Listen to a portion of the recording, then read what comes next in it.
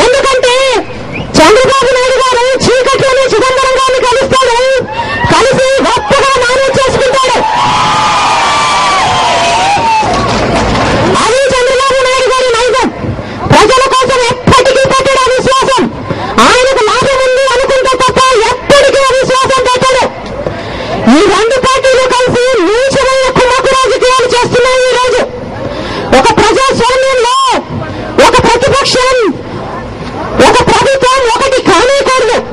కానీ ఇక్కడ కాంగ్రెస్, తెలుగుదేశం మన రాష్ట్రంలో ఒకటయ్యాయి.